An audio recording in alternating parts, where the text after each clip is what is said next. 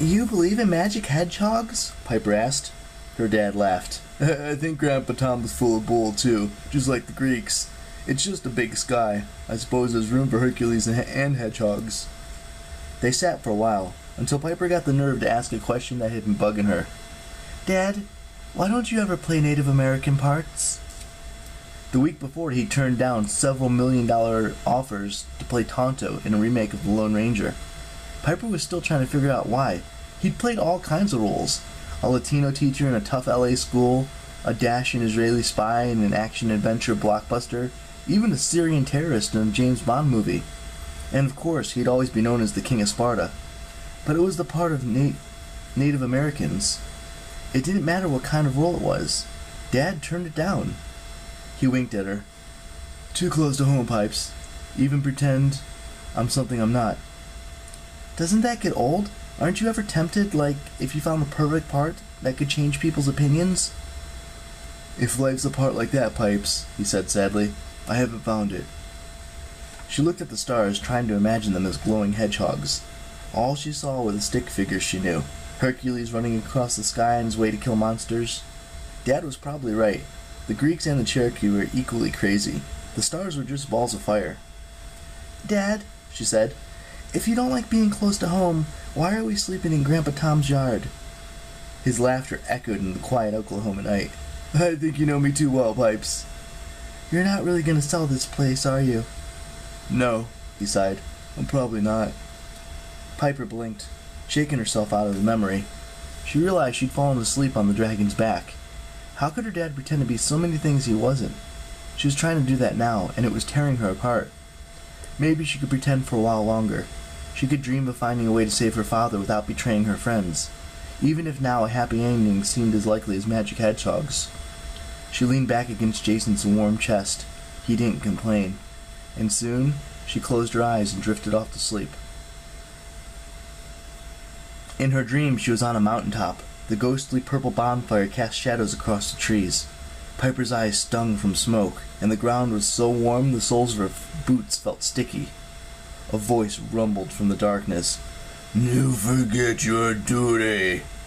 Piper couldn't see him, but it was definitely her least favorite giant, the one who called himself Enceladus. She looked around for any sign of her father, but the pole where he'd been chained was no longer there. Where is he? She demanded. What have you done with him? The giant's laugh was like lava hissing down a volcano. His body is safe enough, though I fear the poor man's mind can't take much more of my company. For some reason he finds me disturbing. You must hurry, girl, or I fear there will be little left of him to save.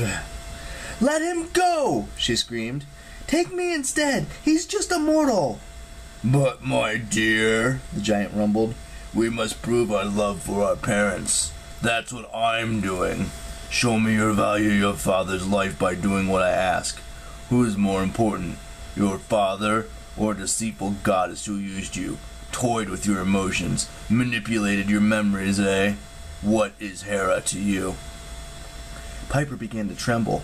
So much anger and fear boiled inside her she could hardly talk. You're asking me to betray my friends. Sadly, my dear, your friends are destined to die.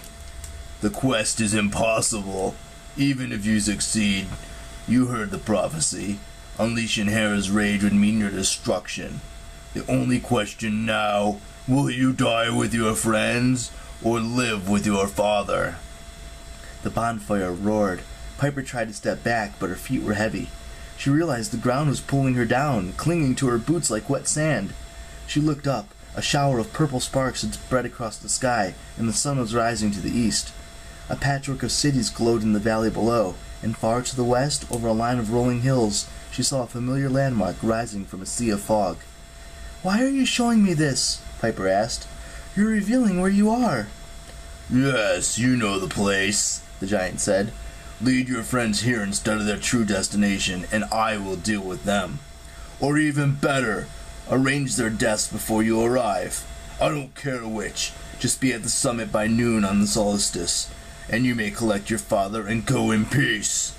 I can't, Piper said. You can't ask me To betray that foolish boy, Valdez, who always irritated you and is now hiding secrets from you? To give up a boyfriend you never really had? Is that more important than your own father? I'll find a way to defeat you, Piper said. I'll save my father and my friends. The giant growled in the shadows. I was once proud too. I thought the gods could never defeat me. Then they hurled a mountain on top of me, crushed me to the ground, where I struggled for eons, half conscious in pain. They taught me patience, girl. It taught me not to act rashly.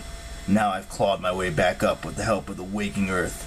I am only the first. My brethren will follow. We will not be denied our vengeance, not this time. And you, Piper McLean, need a lesson in humility. I'll show you how easy your rebellious spirits can be brought to earth. The dream dissolved, and Piper woke up screaming, free-falling through the air.